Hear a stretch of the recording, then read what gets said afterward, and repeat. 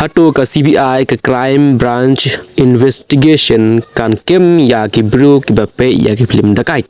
hatu phila juyo ya gane ka khubor ne ka email ka ba ong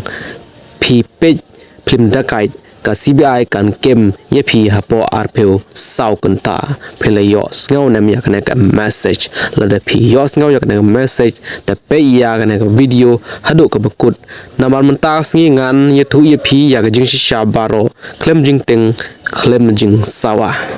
ka jingkan no kal sa priang bha ha ki social media but WhatsApp ba ka CBI ka crime branch investigation menta kan kem ya ki brew namar ba ki page ya ki Phlim Dakait ki email thok bat ki jingpan bana thok ki dang pha dakaba tho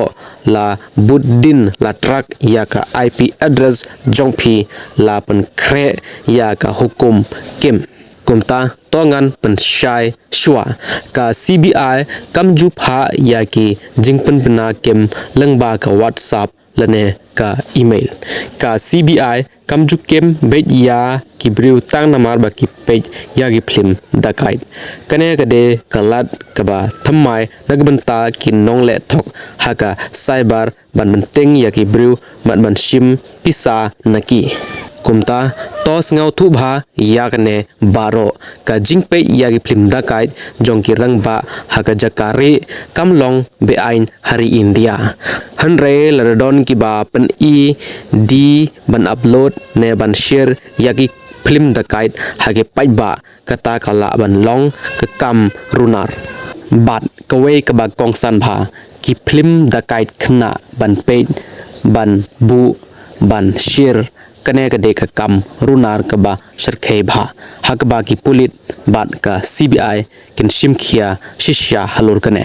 ki news portal kum ka live Hindustan ru kila pan shisha ba kine ki de ki email talk jongki cyber crime ka sarkar kanam ong setia siu kunane sha kem ladon ki ba paniya ka UPI ka QR code bat ka link ban siu te snga thu ba ki de ki nong le thok chispa percent kan mau bha ya ki ne ki step ki ba suk wat nam jubab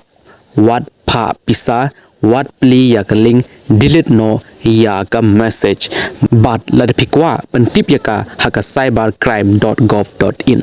kumta Sngap ya ka jubab ka ba khaddu ka CBI kamju kem namar ba pe ya ki Phlim Dakait kane ka khubor viral ka de tang ka latban pan priang ya ka jingting bat dawa pisa na ki brew la de pis ngautan nat ya ka video snga ba share ya ka namar khala ban long ba we pat u brew wa ha kane ka jingle thok